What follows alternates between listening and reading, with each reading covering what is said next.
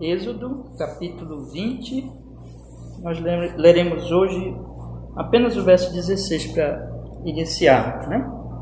Diz assim a palavra do Senhor: Não dirás falso testemunho contra o teu próximo. Amém. Vamos orar?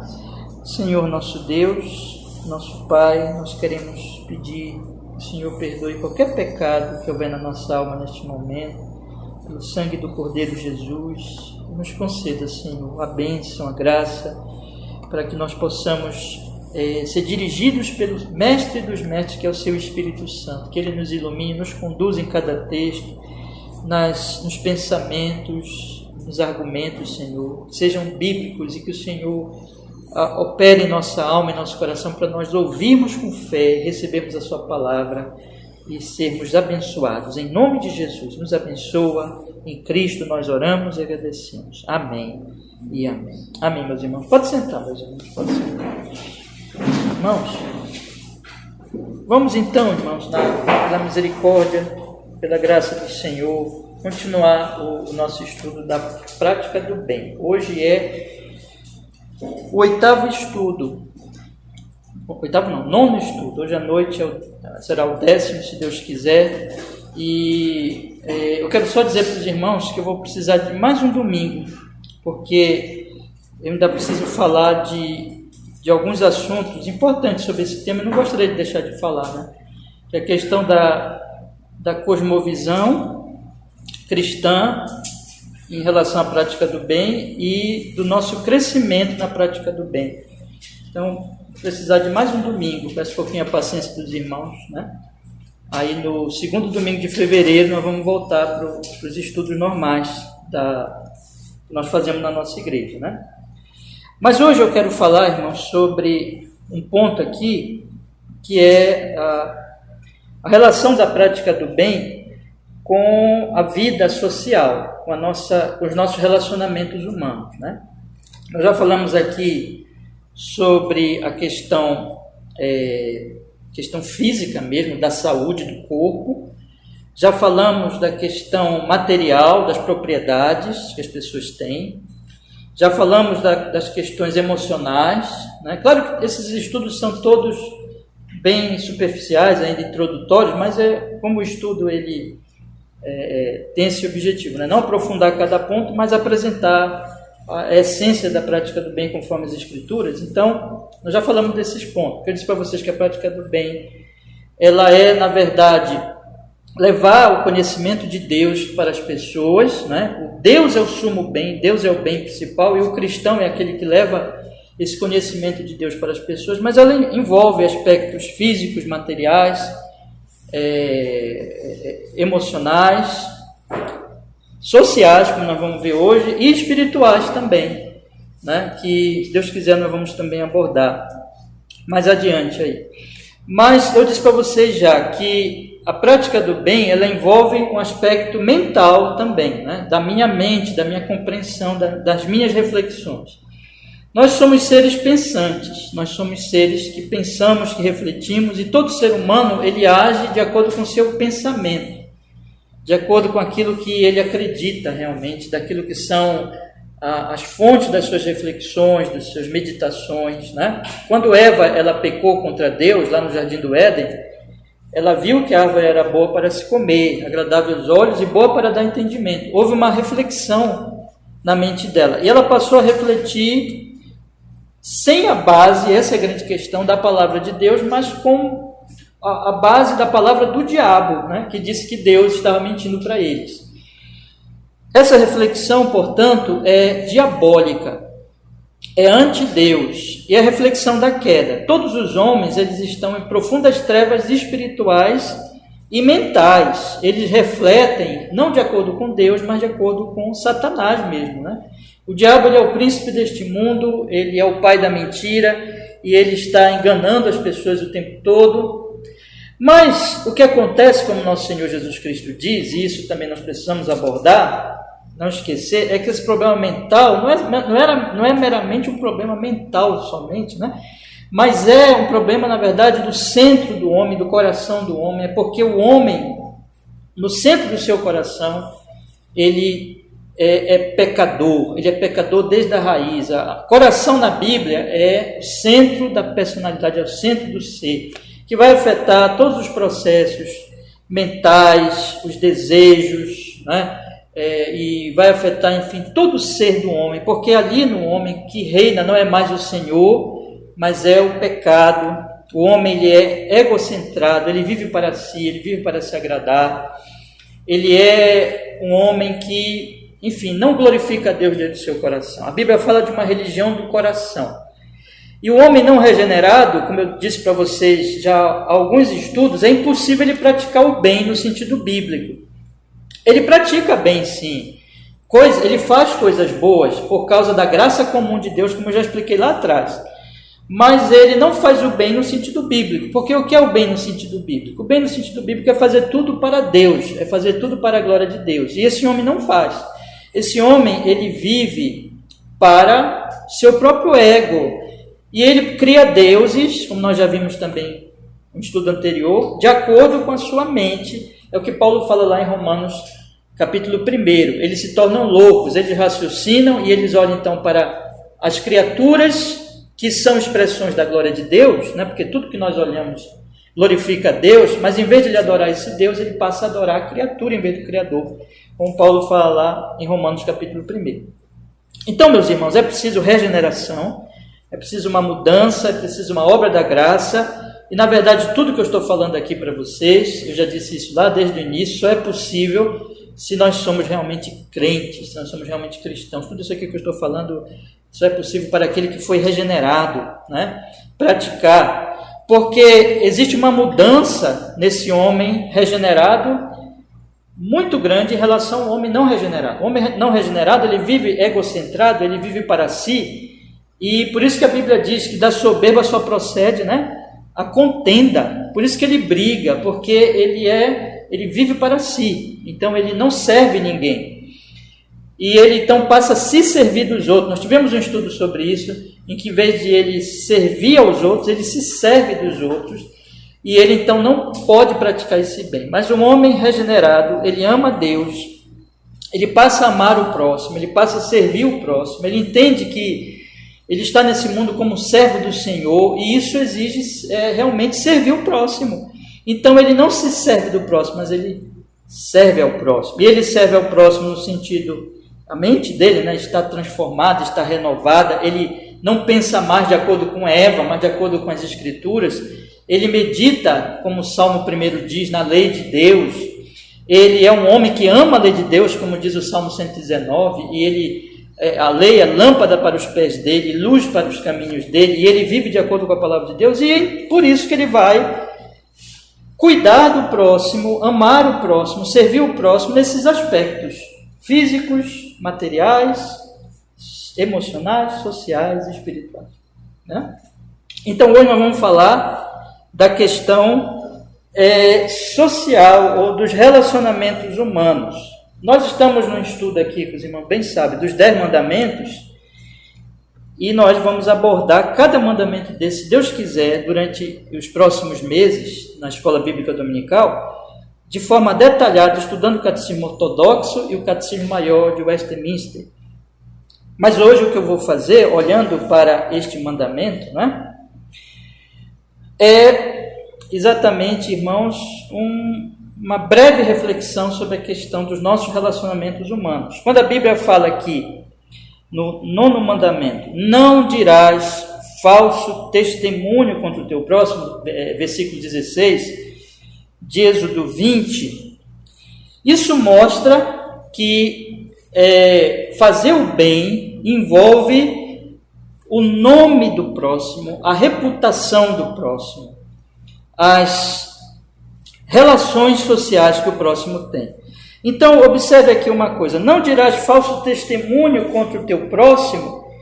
Isso é uma questão, meus irmãos, é que não difamarás o teu próximo, não farás maledicência, fofoca mesmo, mentira, difamação contra o teu próximo, porque o nome do próximo é uma coisa importante. Nós temos bens físicos, nosso corpo, nossa nossas propriedades, né? Mas nós não temos só esse tipo de bens, nós temos bens sociais, nós temos o nosso próprio nome diante da sociedade. Isso é muito importante porque isso torna possível a vida social. Quem é que está preso? Quem é que está numa cadeia e foi retirado do convívio social? Né? É o exemplo extremo, né, da pessoa que perdeu toda a sua reputação, todo o seu respeito social. Né? São os bandidos, são os criminosos, eles têm que ficar presos lá. E existem países que eles são mortos. Isso, inclusive, é bíblico, a questão da pena de morte, né? Mas que não é o meu assunto hoje. Mas, vejam, eles são mortos. Qual é o princípio, por exemplo, da prisão ou da pena de morte? É que aquele ser humano, ele não pode conviver na sociedade. Aquilo se faz com uma pena, evidentemente, para puni-lo daquilo que ele fez, uma pena justa, procurando sempre, né, a justiça ali. Esse é o alvo, fazer justiça. Mas também é uma questão social, uma questão para a proteção da sociedade. E aquela pessoa ali, ela não pode conviver socialmente, ela pode matar, ela pode estuprar, ela pode fazer o mal para a sociedade. Então, ele é um perigo social. Todos olham para ele como alguém perigoso, como alguém que não tem realmente convívio social. E essas pessoas têm que ser, então, retiradas da sociedade, para proteção da sociedade. E elas perdem tudo. Porque perder as relações sociais é perder tudo. Você não pode mais viver, você não pode mais andar com tranquilidade, você não pode mais ter confiança do seu próximo, você não pode mais fazer um contrato e ter confiança do outro, você não tem mais palavra, você não tem mais crédito social, você está totalmente sem confiança da sociedade, você está destruído socialmente. Isso é muito sério, meus irmãos, isso é muito sério. E o que eu quero mostrar para vocês é que quando a palavra de Deus diz aqui, não dirás falso testemunho, ela está falando desse bem social, desse bem relacional que nós temos por obrigação promover na vida do nosso próximo. Né? Nós temos por obrigação beneficiar o nosso próximo nesse sentido. O ponto aqui é que, observe bem, não dirás, qual é a palavra que qualifica aqui o testemunho? O testemunho, qual é o testemunho proibido? Falso. Não dirás falso testemunho. Isso que qualifica o testemunho ruim. Um testemunho mau. O testemunho que é falso. Veja, eu falar falsamente do meu próximo. Eu espalhar notícias falsas. Eu difamar o próximo. Veja, observe que aqui existe uma diferença muito grande entre a justiça, qual é a base da justiça? Quando alguém é preso, ou quando alguém num país que tem a pena de morte é condenado à morte, que é o extremo, né, de perder tudo. Ou ser preso, ou ser morto é o extremo, né, de perder todo o bem, todo o crédito da sociedade, todo o bem social. Quando é que isso é feito? Baseado na verdade de que aquela pessoa é uma pessoa criminosa, de que aquela pessoa ela é uma pessoa que é um perigo social, né? E de que, portanto, essa pessoa ela deve ser presa, deve ser punida severamente pela sociedade de forma justa, ou deve ser morta na pena de morte. Então não é falso testemunho. A justiça ela nunca habita na mentira. Existe justiça, existe nas Escrituras a pena de morte, existe nas Escrituras a implementação de justiça, de punições severas. A lei do Antigo Testamento ela era uma lei extremamente severa, tinha pena de morte para muitas situações, muitas circunstâncias. Existe punição na Bíblia, portanto a punição não é antibíblico, a punição tem a ver realmente com fazer justiça conforme as Escrituras, mas você vai perceber em todo o ambiente das Escrituras, em que isso aparece, é que por trás disso está a verdadeira justiça, de que aquele indivíduo, de que aquela pessoa é verdadeiramente criminosa, realmente cometeu aquele ato mau, aquele ato perverso, e portanto tem que ser feita justiça. Existem testemunhas contra aquela pessoa, existem pessoas que falam contra ela, que testemunham contra ela, mas aquilo é tudo baseado na verdade. Verdade e justiça andam juntas. E ai daquele que testemunhar mal e que mentir. Aqui, o que a Bíblia está dizendo aqui, não dirás falso testemunho, está exatamente contrário a tudo isso. Por que aqui é pecado? Porque o testemunho é falso. Porque a mentira está sendo espalhada, a difamação, a calúnia, a maledicência, a fofoca, tudo isso está permeado de mentiras. Não é? A Bíblia ela condena muito isso, porque o que está acontecendo ali, naquele ambiente onde tem difamação, maledicência, fofoca, injúria, enfim, está se falando mal do próximo, está se difamando o próximo, o que está ali é a mentira. É que aquelas pessoas estão espalhando inverdades mesmo, que elas sabem que não é verdade, que elas sabem que aquilo não é, e elas estão fazendo exatamente porque elas são criminosas e elas querem destruir a vida daquela pessoa, difamando aquela pessoa. Então elas espalham mentira exatamente com o objetivo de destruir, de fazer o mal, porque elas sabem que aquilo vai prejudicar extremamente uma pessoa.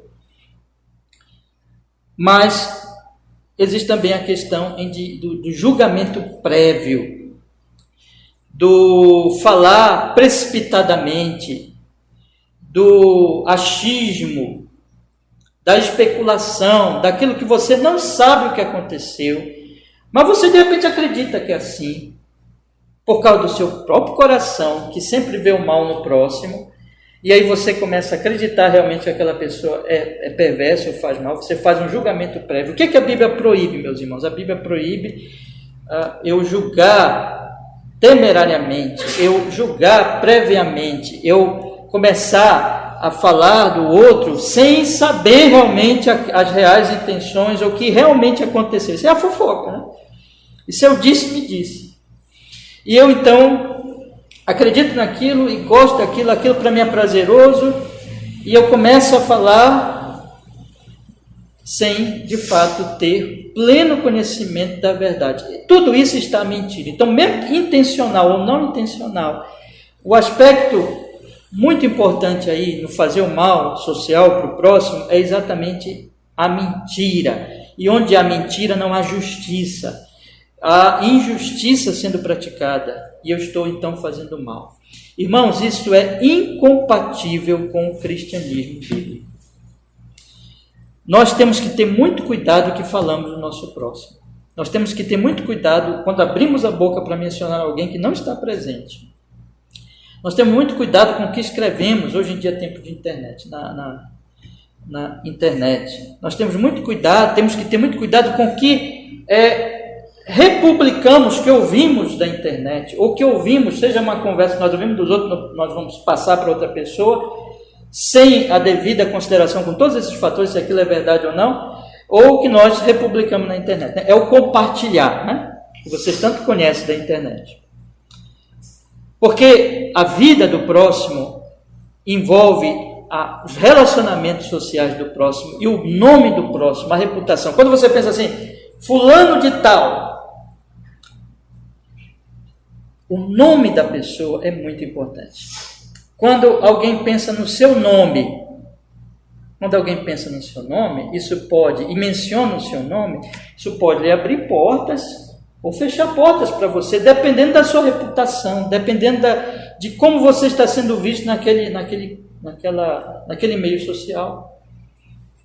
E, portanto, meus irmãos, são coisas muito sérias.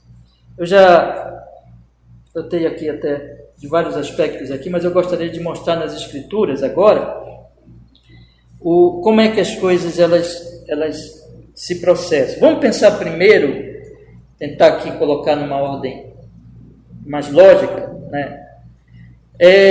Pensar primeiro na importância de ter um bom nome na sociedade. Vamos pensar nisso, irmãos? E eu gostaria então de ler um caso que nós já estudamos aqui, em João, Evangelho de João, capítulo 9. Abra a sua Bíblia, por favor. João, capítulo 9.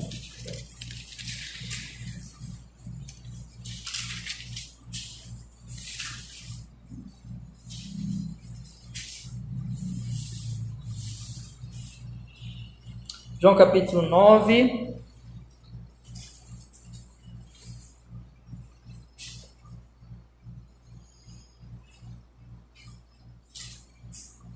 nós vamos ler alguns versículos aqui.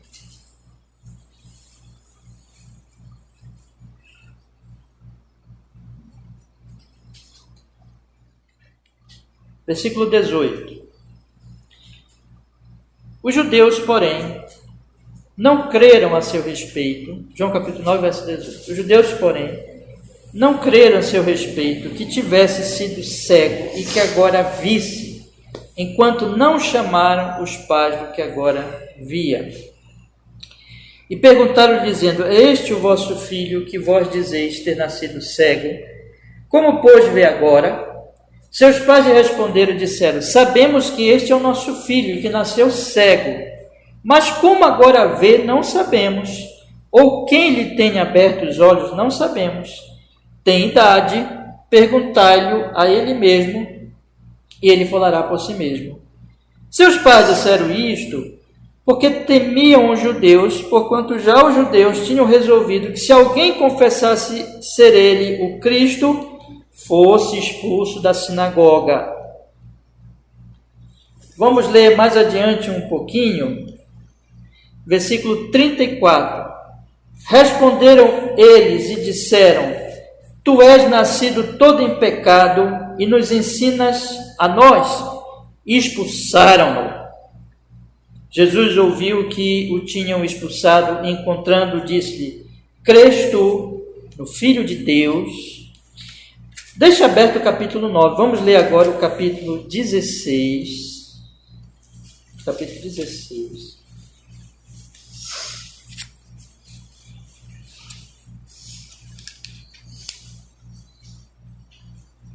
Versículo 1 e 2. 1 e 2. Tenho-vos dito essas coisas para que vos não escandalizeis. Expulsar-vos-ão das sinagogas. Vem mesmo a hora em que qualquer que vos matar cuidará fazer um serviço a Deus. Vamos olhar aqui, irmãos, algumas coisas importantes, tá? Qual é o contexto do capítulo 9? Eu acho que vocês todos conhecem já, mas de repente algum irmão não lembra, eu vou relembrar. Aqui o Senhor Jesus Cristo tinha curado um cego de nascença, e isso causou um grande impacto, né? As pessoas conheciam aquele homem, e ele foi levado às autoridades religiosas, para que as autoridades religiosas elas julgassem aquele caso, se foi mesmo que aconteceu, que ocorreu, tudo, né? E as autoridades religiosas, os fariseus e todos aqueles homens ali, eles não acreditavam no Senhor Jesus. Então vocês sabem que esse julgamento aqui já estava viciado, né?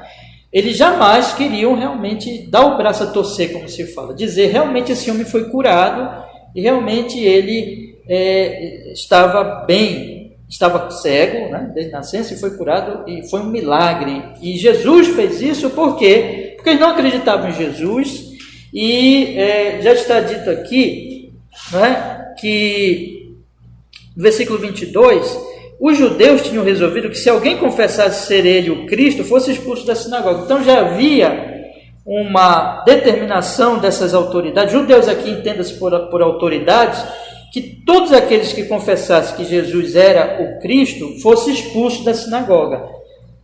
Então, eles não criam em Jesus. E é claro que o julgamento deles foi uma fraude. Eles estavam o tempo todo ali tentando mostrar que o milagre não era verdadeiro, porque eles não queriam acreditar. Vocês sabem já dessa história no capítulo 9.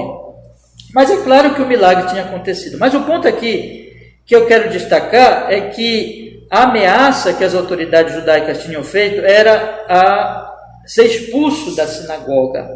A sinagoga para um judeu era muito importante. A sinagoga do judeu significava que ele estava alinhado com a sua própria sociedade, que era uma sociedade judaica, né? Que tinha a religião judaica, seguia as leis do Antigo Testamento, tinha toda uma interpretação do Antigo Testamento, tinha as sinagogas, que eram locais onde as pessoas iam lá aprender e também, enfim, debater e refletir sobre a lei.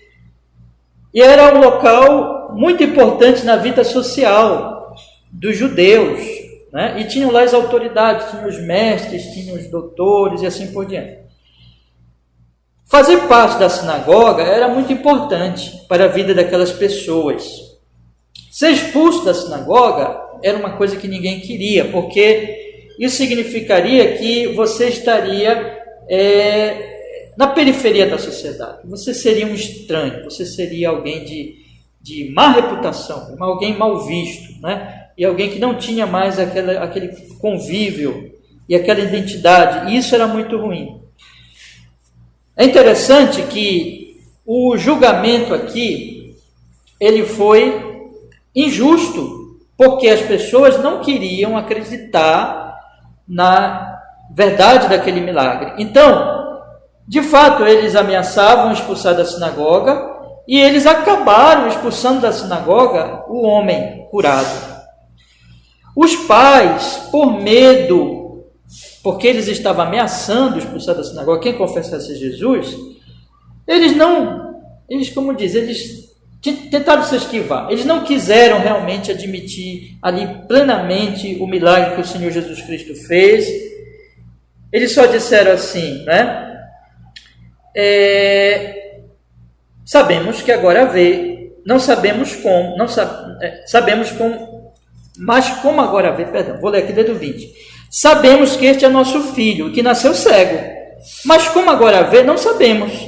Ou que ele tenha aberto os olhos, não sabemos, tem idade, perguntem para ele, né? Vão lá com ele, se esquivando, ele falará por si mesmo. Seus pais disseram isso porque temiam os judeus, porque os judeus tinham resolvido que se alguém confessasse ser ele o Cristo, fosse expulso da sinagoga. Então, tratem com ele.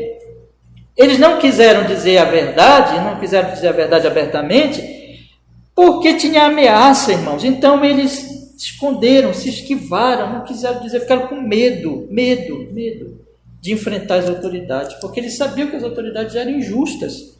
Eles sabiam que as autoridades não iam aceitar aquilo, então eles não falaram.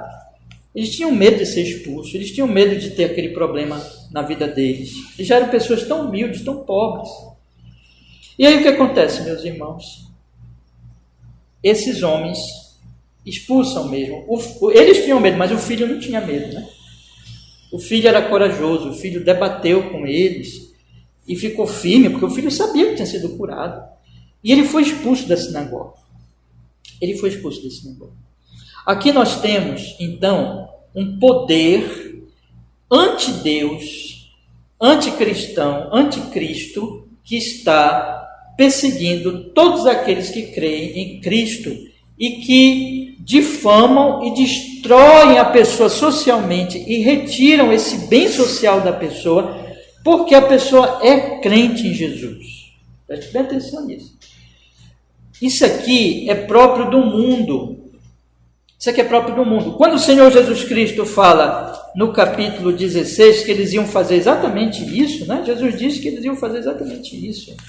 Mas na frente, eles vão expulsar vocês das sinagogas e mais, vão até matar vocês. Tudo isso, irmãos, está baseado numa suposta justiça.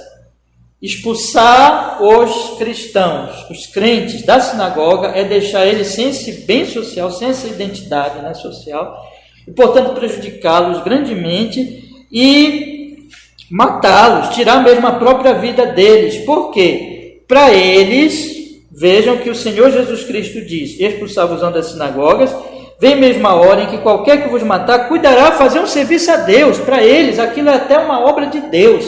Para eles estão fazendo justiça. expulsando esses cristãos, esses crentes da sinagoga, essas pessoas perigosas, essas pessoas perversas, vamos expulsá-los e vamos matá-los. E nós vamos estar fazendo uma coisa boa, nós vamos estar fazendo justiça. Não é verdade, não é verdade. Eles são hipócritas. O Deus deles não é o Deus verdadeiro. Esse Deus aqui não é o Deus verdadeiro. Eles odeiam. Lembra que Jesus disse? Eles odeiam a Deus. E como eles odeiam a Deus, eles odeiam aqueles que vêm de Deus. E aqueles que falam a verdade para eles. E aqueles que denunciam toda a hipocrisia deles, toda a pecaminosidade deles, toda a idolatria deles. Eles ficam com ódio. A luz veio ao mundo, mas os homens amaram mais as trevas do que a luz. Há uma luta entre a verdade e a mentira. A verdade vem de Deus, a verdade vem da palavra de Deus, mas a mentira, ela está instalada, enraizada profundamente no coração do homem. O homem, ele ama a mentira, ele ama a idolatria, ele não quer aceitar a palavra de Deus. Então, ele, quando vê alguém falar em Cristo, em Deus, proclamar o Evangelho, dizer que crê em Jesus, ele odeia tanto aquilo que ele, então, nas trevas espirituais e mentais que há nele, ele vê aquela pessoa como uma pessoa perigosa, ele acredita na sua loucura que aquela pessoa é perigosa e que ele tem que condená-la, expulsá-la da sinagoga e até mesmo matá-la. É isso que estava acontecendo aqui. O meu ponto, meus irmãos, é que esse julgamento ele estava viciado e ele era injusto, e ele foi levado então à conclusão da expulsão mesmo da sinagoga deste homem fiel e crente, que estava começando a entender o Evangelho, né, e que, enfim, se tornou de fato um crente. Isso aqui tudo é baseado na mentira, foi injustiça, mas isso foi feito por homens ímpios, Nas Escrituras, portanto, você vai ver isso no caso do próprio Jesus, desse homem cego, ex-cego, do Senhor Jesus, dos apóstolos. Nas Escrituras, os cristãos, os apóstolos, eles vão aparecer na Bíblia como os injustiçados, como os perseguidos, como os difamados por um mundo injusto e mau que os odeia e não aceita a verdade que está neles porque quer a mentira e nessa defesa da mentira pratica essa alta injustiça contra os cristãos. Preste bem atenção nisso, eu vou fazer aqui uma comparação. Se um médico chega para curar as pessoas, ele tem um tratamento, ele tem a cura, ele tem um remédio, e essas pessoas, ele chega para essas pessoas e diz assim: vocês estão doentes dessa enfermidade, vocês estão com essa enfermidade, e eu vim aqui, eu já diagnostiquei, enfim, por algum meio, e eu vim aqui trazer o tratamento para vocês. E essas pessoas se revoltam, essas pessoas dizem: esse homem é mau, esse homem é perigoso, esse homem ele quer causar pânico. Aí pega o médico e mata o médico, achando que estão fazendo justiça, porque acreditam que o médico ele é um homem perigoso. É isso que acontece entre o mundo e os cristãos. Os cristãos chegam para o mundo dizendo: vocês têm uma doença espiritual e nós temos a cura, nós estamos aqui para pregar o Evangelho. O mundo vai e persegue e difama e mata os cristãos. Por quê? Porque eles não querem a verdade. A verdade incomoda-os, eles querem a mentira. E nessa mentira eles cometem injustiça, mas para eles estão fazendo até um culto a Deus. Mas os cristãos, na Bíblia, eles são aqueles que levam a verdade e devem agir de acordo com a verdade. Você vê o Senhor Jesus Cristo aqui. Eu quero fazer, irmãos, a Bíblia é cheia de contrastes. E às vezes nós passamos alguns versículos que nós passamos mesmo, não observamos, mas nós... Tem muito ponto aqui, quando tem uma mudança, quando tem uma reação diferente de uma situação para outra, o Espírito Santo ele quer nos ensinar alguma coisa. Eu vou mostrar para vocês agora aqui, no capítulo 9, no versículo 34 e 35 existe um contraste importante. Responderam eles, as autoridades, e disseram: tu és nascido todo em pecado e nos ensina a nós. O que eles fizeram imediatamente? Expulsaram-no. E Jesus ouviu que tinha expulsado. Olhe para mim agora aqui. Veja, Jesus ouviu que tinha expulsado esse homem. Ouviu de que eles tinham feito esse mal social a esse homem. Tinham tirado ele da sinagoga. Tinham quebrado a identidade dele com a sociedade. Tinham feito esse mal para ele. O que é que Jesus faz? Encontrando, disse-lhes: crês tu no Filho de Deus? Jesus levou para ele o Evangelho. Jesus não o expulsou. Jesus o recebeu. Ele disse: quem é ele, Senhor, para que eu nele creia? Jesus disse: tu já tens visto, é aquele que fala contigo. Ele disse: creio, Senhor. E o adorou. Jesus disse: eu vim a este mundo para juízo, a fim de que os que não veem vejam, e os que não veem sejam cegos. Os que não veem vejam. O cego não via, segundo eles, né? Mas ele está vendo, na verdade. E os que veem, que eram os fariseus, não estão vendo nada, eles são cegos. Jesus, ele age, ele é juízo, ele faz justiça, ele faz separação entre os homens. Jesus é luz, Jesus não é mentira. O que Jesus é? Ele é o caminho, ele é a verdade. Jesus é luz. Jesus não compactua com a mentira. Jesus, como ele é luz, ele mostra a injustiça dos homens, ele mostra a gravidade da mentira que os homens estão enraizados, entranhados ali, não querem se desapegar daquilo. A luz de Jesus brilha, a luz veio ao mundo, mostrou o pecado dos homens. Jesus não compactua com a injustiça que foi feita. Eu quero fazer aqui, tirar essa implicação aqui do caso. Há esse contraste aqui. Ele é expulso, mas Jesus o recebe. Jesus o aceita, o recebe. Jesus, ele nunca compactua com a mentira que há no meio social pecaminoso. Há um contraste aqui. Ele é expulso, mas ele é recebido por Jesus. Porque Jesus, como a luz do mundo, mostra que o ponto é: o cego está com a verdade. O ponto é: você crê em Jesus? Você confia em mim? Então, há um aspecto aqui: você está do lado correto. Você está do lado justo. Você está do lado da justiça, da verdade. Enquanto que todos aqueles que não aceitam a sua fé, expulsam você, eles são cegos. Eles dizem que veem, mas eles estão cegos, eles estão vivendo nas trevas do próprio coração deles, eles estão mentindo, enganando a si mesmos, e por isso que eles expulsam você.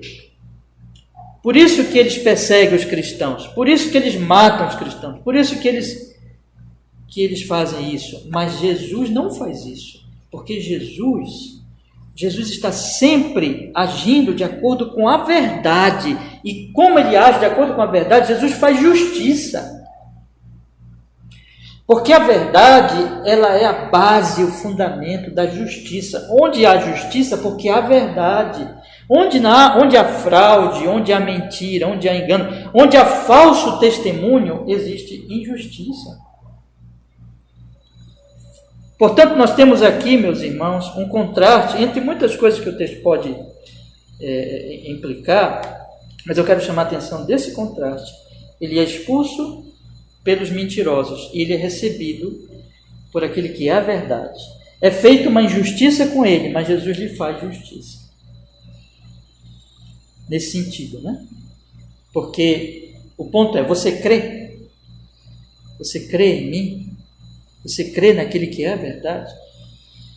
O que eu quero dizer para os irmãos é que neste mundo mau e perverso reina a mentira e a injustiça com o próximo. No ambiente familiar, na vizinhança,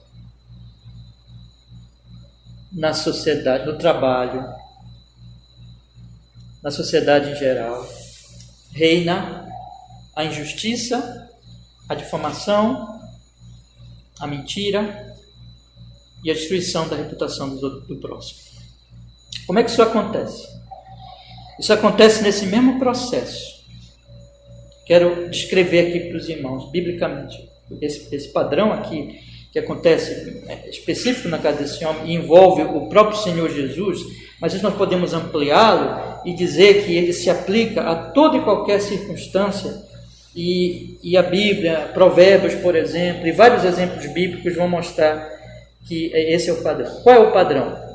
O padrão vem de novo do homem ensimesmado, do homem que ele vive para si, e ele tem-se em alta conta. Você percebe aqui o versículo 34, olha a arrogância desses homens. Responderam eles e disseram: tu és nascido todo em pecado e nos ensinas a nós, e expulsaram. Esses homens, eles se têm alta conta, eles acham que eles são os santos e as autoridades, os justos, mas esse homem é um pobre pecador. E eles então são arrogantes, eles pisam no próximo, e aquilo que eles querem que seja verdade tem que se impor ao próximo, e eles julgam de acordo com a verdade deles, que não é verdade, é aquilo que eles acreditam que seja. Eles vivem para si. Todo juízo temerário, preste bem atenção nisso, meus irmãos amados, todo juízo temerário precipitado, que vai gerar falsos testemunhos, ele tem essa base. Eu acredito que seja assim, e eu não levo em conta as evidências, eu não procuro realmente ver, perceber a realidade, eu julgo de acordo com o que eu acredito que seja e que eu quero que seja. Então, isso existe, isso aqui que começa quando a pessoa ela age dessa maneira com relação ao seu próximo. Então, quando ela começa a lidar com o seu próximo, ela não faz um juízo do próximo de acordo com a realidade, de acordo com as evidências que estão ali diante dela, mas ela já prejulga e ela já diz: é isso, porque ela vive para o seu próprio coração e para as suas próprias ideias, para a sua própria opinião, a respeito de tudo, inclusive a respeito do próximo. Isso é o pecado, irmãos. Então, é o juízo precipitado, em que eu digo: eu vejo essa pessoa assim, e ela passa a acreditar que a pessoa é realmente assim, daquele jeito que ela está vendo, que aquela situação é isso, e realmente é dessa forma como ela está acreditando. Tudo isso baseado na sua própria arrogância, na sua própria ideia, no seu próprio pensamento. E ela então abre a sua boca para dizer o que ela acha, o que ela acredita sobre o próximo. Daí vem que o que ela acha, o que ela acredita, baseado na sua arrogância, baseado na sua própria opinião, gerará esse falso testemunho, porque o que ela pensa, o que ela acredita, tem sido a base e não a realidade, não a verdade. Ela não faz um juízo correto. Isso levará a ela, então, a abrir os seus lábios, a dizer coisas sobre o seu próximo. Isso pode acontecer num ambiente mais, vamos dizer assim, de conversas, de intimidades, de falatórios, né?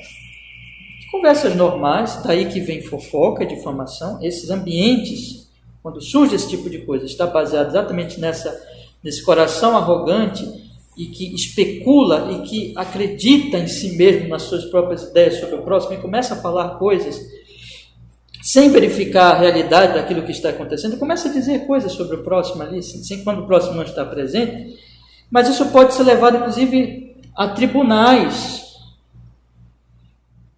É por isso que nas Sagradas Escrituras existe um cuidado muito grande com esse aspecto. Por quê? Porque o homem, ele é mau, ele é enganoso, ele é egocêntrico, ele é orgulhoso e ele é capaz de abrir os seus lábios, declarar coisas, às vezes acreditando mesmo naquilo, mas aquilo não é real. Aquilo é baseado na própria arrogância dele, do que ele acha, do que ele pensa sobre o próximo.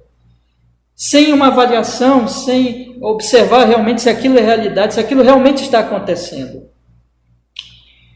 Por isso que nas Escrituras, a Bíblia, ela vai... Eu vou mostrar para vocês agora como o princípio escriturístico, como o método da Escritura leva em conta tudo isso, e por isso que na Bíblia, por exemplo, existe uma diferença muito grande entre a maledicência e a fofoca dentro do ambiente cristão, dentro do ambiente de uma igreja, por exemplo. Existe uma diferença muito grande disso, porque o que é a fofoca? A fofoca é assim, a fofoca, a maledicência é eu achar que uma pessoa tem essa intenção,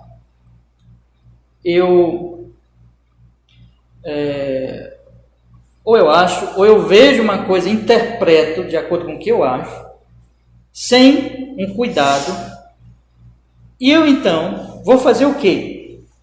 Vou abrir os meus lábios em falso testemunho. Bom, é falso testemunho por quê? Bom, eu não estou baseado realmente na realidade, mas naquilo que eu acho que aconteceu, ou que eu acho que eu vi. Ainda tem isso, né? E aí então eu abro os lábios e solto aquele meu achismo, aquele meu pensamento que eu tenho do próximo, temerariamente, precipitadamente, arrogantemente também, né? Tudo isso envolve arrogância, e eu falo, espalho um falso testemunho. Em vez de eu falar para aquela pessoa, eu falo para uma outra pessoa. Isso acontece no ambiente da igreja, isso acontece no ambiente da família, isso acontece no ambiente das relações sociais mais diversas, vizinhança, emprego, trabalho, enfim. E internet hoje em dia, né? Redes sociais, conversas por WhatsApp, publicações, coisas públicas mesmo, que as pessoas ficam falando aí, do que acham dos outros, do que pensam dos outros, do que imaginam dos outros. Isso é falso testemunho. Veja que não há nenhum cuidado com evidências e com verdade, mas com o achismo mesmo, é o que eu penso, é o que eu quero acreditar. E isso então causa uma difamação e uma destruição da reputação daquela pessoa, muitas vezes diante de quem ouve, e pode chegar à expulsão até de uma sinagoga. Estou usando aqui esse exemplo, ou seja, de que essa pessoa ela vai perdendo os benefícios sociais, porque a reputação dela vai caindo, ela vai sendo difamada, ela pode perder a oportunidade de emprego, ela pode ser demitida, ela pode ser prejudicada em algum sentido, ela pode ser colocada na periferia de um grupo social, ela pode ser, enfim, perder muitas oportunidades e ser vista como alguém perigoso. Mas qual é o padrão das Escrituras, tendo em vista tudo isso, irmão? Vamos olhar agora Mateus capítulo 18. Mateus capítulo 18.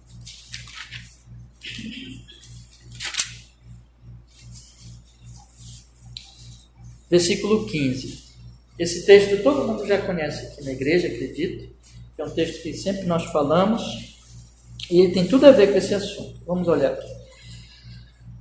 Mateus 18, 15, que diz assim a palavra do Senhor.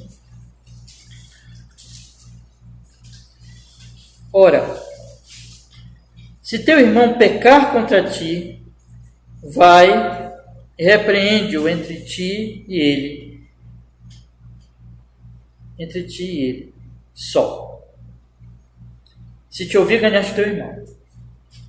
Mas se não te ouvir, leva ainda contigo um ou dois, para que, pela boca de 2 ou 3 testemunhas, toda a palavra seja confirmada. Se não as escutar, dize-o à igreja. E se também não escutar a igreja, considera-o como gentil e publicano. Vamos parar por aqui? O que eu quero mostrar para vocês é o princípio de que, veja, um irmão pecou contra mim. E aqui podemos dizer no sentido, por exemplo, numa disciplina na igreja, quando pecar contra mim pode envolver também pecar contra a igreja. Vamos dizer, alguém faz uma coisa que eu vejo a pessoa fazer, mas ninguém sabe, e que é uma coisa, é um pecado grave, é uma coisa que vai prejudicar a igreja, mas só eu sei. Ou ele pecou diretamente contra mim, ou ele pecou contra a igreja, né? E qual é então a disciplina bíblica? Veja como uma disciplina é diferente da maledicência. Eu não saio dali e vou falar para um terceiro. Eu não faço isso. Nunca, nunca, nunca. Eu quero incutir muito isso nos meus irmãos. Nunca fale de alguém para um terceiro antes de falar com o próprio. Isso é um princípio escriturístico. Vou repetir isso aqui, meus irmãos. Nunca fale de ninguém para um terceiro, sem falar com o próprio, sem falar com a própria pessoa. Quem faz o bem, não sai dali para o outro, porque isso não é fazer o bem, isso é fofoca, gente. A partir do momento que eu vejo uma coisa aqui e que eu falo para o outro, sem falar com aquele próprio, eu estou fofocando, eu estou pecando. Então, o que a Bíblia diz? Vai e fala com ele. Fala com ele, trata diretamente com ele. Diz, olha, essa questão aqui está errado, você está errando, exorta-o, chama ao arrependimento. Se ele se arrepender, acabou. Veja que a Bíblia diz, isso aqui tem um princípio de que você protege o seu próximo, você protege a reputação dele, é o bem social que ele tem. Ele só, acabando ali, ganhaste o teu irmão, ele se arrependeu. Mas se ele não te ouvir, o que você faz? Aí você fala para todo mundo? Não, ainda não. Aí você chama um ou dois, para que pela boca de 2 ou 3 testemunhas toda a palavra seja confirmada. O princípio aqui é o seguinte, entre outras coisas, é que você pode estar errado. Você pode estar achando que a pessoa fez uma coisa errada, mas na verdade ela não fez, é você que está achando que ela fez errado. Então você chama outros, porque os outros vão entrar nesse julgamento também, no juízo da questão, na análise da realidade, do que está realmente acontecendo, e aí não vai ser só você, vão ser outras cabeças, e essas pessoas a quem você vai chamar são pessoas de maturidade espiritual. Então vocês vão lidar com aquela situação agora, ou você e outro, ou você e mais 2 ou 3 cabeças vão analisar aquilo que está acontecendo, e de repente você fez um juízo prévio, você não entendeu, e os outros irmãos vão dizer, não irmão, quem está errado é você está pensando que aquela pessoa fez errado. Não, ela não fez, entendeu? Então é sempre buscando a justiça, mas isso, veja, é só aquelas pessoas ali que estão tratando da situação, e aí elas exortam, se for realmente observado ali que há um pecado, elas vão, exortam aquele que pecou. Se ele se arrependeu, acabou. Se ele não se arrependeu, aí só, e somente nesse ponto é que se leva à igreja. Mas se leva para quem? Para a igreja. Se leva para todo mundo. Se leva para a igreja. E a igreja, então, vai exortar. Evidentemente que ali, nesse caso, a possibilidade de estar sendo cometida injustiça já é muito menor, não é? Porque já foi uma pessoa, exortou, depois mais 2 pessoas concordaram com aquela que exortou primeiro e viram realmente que tinha realmente um ato errado ali, exortou o pecador e agora é levado à igreja. Então, a possibilidade de estar sendo feita injustiça é muito menor. É muito menor. Diferente da fofoca, que aquela especulação, ela vai se tornando cada vez maior. Que é especulação? Eu estou especulando, eu não sei o que aconteceu, eu acho que aconteceu. Então aquilo vai aumentando e a possibilidade de injustiça vai aumentando, de testemunho falso vai aumentando. É diferente aqui. Aqui, o que está se combatendo é esse problema de você cometer uma injustiça. Você vai cautelosamente lidando com aquela situação, procurando a realidade para que você faça justiça, e aí só no final toda a igreja vai ficar sabendo, a igreja também vai avaliar junto, agora toda a igreja avaliando, e a igreja vai exortar a pessoa, e a igreja vai, então, se a pessoa não se arrepender, aí vai ser a exclusão. Nós notamos aqui que há um cuidado com a verdade, aquilo que realmente aconteceu, para que seja feita justiça. Esse é o padrão da Bíblia. Eu quero fazer uma comparação agora. Esta pessoa que é expulsa aqui, ela é expulsa de forma justa, porque ela realmente fez algo errado. Mas a expulsão lá do homem e cego foi injusta, porque ele não fez nada errado. Ali o problema estava nos julgadores, que em vez de olhar as evidências, se você lê todo o capítulo 9, você observa que há muitas evidências que aquele milagre aconteceu. Estava diante deles, na face deles, eles que não queriam acreditar. Então eles estavam impondo a sua ideia arrogante e julgaram mal o homem e expulsaram aquele homem inocente. Aqui não. Aqui as evidências estão sendo observadas, o cuidado com a reputação do próximo, vai sendo analisado tudo, até que a expulsão é a última coisa que não tem mais o que fazer. O pecador não se arrepende. Aí tem que ser expulso.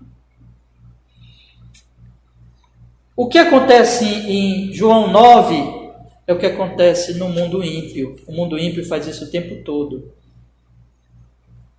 O que acontece em Mateus 18 é cristão. O cristão tem que agir assim. O cristão, ele é alguém que não trata da vida do próximo com leviandade, com arrogância, e que daí, portanto, julga o próximo temerariamente, precipitadamente, e abre a boca para espalhar falso testemunho. Isso não é cristão. Isso é João 9. Isso é farisaísmo. Isso é o que existe no mundo. Você abre a internet e você vê nas páginas, nos comentários, o tempo todo isso. A tristeza que dá é que a gente vê até gente cristã fazer isso. Isso não é cristão. A vida das pessoas, a reputação das pessoas, o nome das pessoas. Nós somos cristãos, nós temos que tratar. As pessoas vão falar mal de nós, as pessoas vão nos difamar, porque elas são ímpias. Elas vão até nos expulsar da sinagoga, vão até nos matar. Cristãos têm sido difamados, cristãos têm sido mortos injustamente durante toda a história. Mas os cristãos não podem fazer isso. Os cristãos não podem devolver difamação com difamação. Injustiça com injustiça. Por quê? A partir do momento que eles fazem isso, eles não são mais cristãos. Acabou, irmãos. Uma pessoa que entra na rede social para difamar o outro lado, porque o outro lado, segundo ela, está perseguindo os cristãos, mas ela então difama o outro lado, usando as mesmas armas, usando os mesmos artifícios, ímpios, injustos, precipitados, arrogantes, de falso testemunho. Ela é tão ímpia contra o ímpio que ela denuncia. Ela é tão anticristã contra aquele que ela diz que é anticristão. O que nós temos visto nos nossos dias é uma coisa terrível. Nesse ambiente social da internet, em que um está atacando o outro, um está difamando o outro, precipitadamente. E nós temos, meus irmãos, que ter muito cuidado quando nós damos um passo para abrirmos os nossos lábios, para escrevermos alguma coisa. Porque o nosso papel aqui nesta vida, Jesus é a verdade. Jesus não compactua com a injustiça. Mas eu quero avançar. O tempo está acabando. Vocês aguentam mais um pouquinho? Só para eu concluir aqui. Eu quero, porém, dizer isso aqui, porém, falar da outra coisa. Que, ao mesmo tempo em que nós não devemos levar adiante uma injustiça, uma maledicência, uma fofoca, um juízo temerário e um falso testemunho, Ao mesmo tempo, a justiça tem que ser feita. A justiça tem que ser feita. Só que os meios para isso são sempre justos, porque senão não é justiça. E a justiça se baseia na verdade. Portanto, o cristão não é aquele que não fala nada. Ah, não, eu nunca falo nada de ninguém, ou eu nunca denuncio um erro, ou eu fico calado e nunca vou tratar do assunto, eu vou fazer ouvido de mercador, eu vou fechar os olhos. Não, isso aí já é o outro extremo. O que nós vemos nesse caso? Se teu irmão pecar contra ti, repreende-o. Não é? Então, existe o falso testemunho e existe o verdadeiro testemunho. Existe a maledicência, a difamação e existe a repreensão. Agora, as coisas têm que ser feitas gradativamente, buscando sempre o cuidado com a vida do próximo. Por isso, se ninguém sabe, eu falo só com ele. Eu não deixo que a coisa escape, porque se escapar, a injustiça pode ser feita, porque muita gente pensando, muita gente especulando, e aí a possibilidade de injustiça e de pensar em coisas erradas vai aumentar imensamente. Então eu vou agindo gradativamente, eu vou repreender, eu vou falar, eu não posso ficar calado para o erro. Inclusive, meus irmãos, isso envolve questões públicas também. Um cristão nunca deve compactuar com nenhuma injustiça, que quer que seja, de onde venha.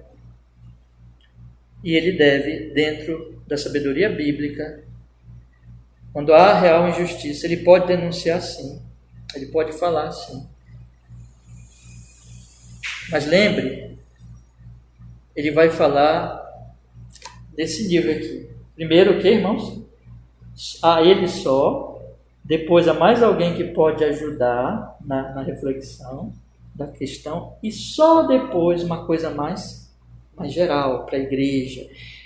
Assim, nesse momento em que nós estamos vivendo no mundo, em que todo mundo fala qualquer coisa a qualquer hora, sem pensar e se refletir, na maioria das vezes, deixa eu lhes dar um conselho, meus irmãos, vocês que usam a internet, vocês que usam esse meio tão importante, tão benéfico, na maioria das vezes é mais prudente calar-se sobre quem quer que seja, porque na maioria das vezes eu nem sei o que está acontecendo, eu nem sei o que está ocorrendo, e pode ser até que eu pense que saiba, mas não sei. Então, na maioria das vezes, é melhor, para o bem dos outros, para o bem do próximo, ficar no modo silêncio, né?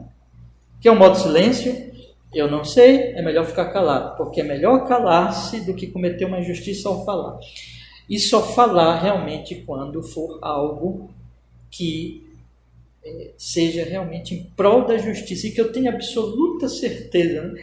ou um bom grau de certeza, pelo menos, daquilo que eu estou falando, em busca da justiça e da verdade na sociedade. Fora isso, o melhor caminho quando envolve a vida do próximo, a reputação do próximo, é eu ser muito cauteloso, eu calar a minha boca. Quando alguém vier falar mal de outra pessoa para mim, eu me calar. Quando eu receber um comentário falando de A, B ou C na internet, eu vi lá um comentário, eu ignorar, e eu jamais compartilhar. Quando tratar da vida do próximo, é muito melhor, é muito mais prudente não dar atenção. Agora, nunca compactuar com a injustiça. Quando algo é flagrantemente injusto, flagrantemente está sendo cometido um erro, aí o cristão deve se denunciar. O cristão é uma voz na sociedade, uma voz profética. Os profetas denunciavam as injustiças, mas veja, irmãos, a fala do cristão sempre deve ser pautada na verdade, para que seja não um falso testemunho, mas um verdadeiro testemunho que produza justiça.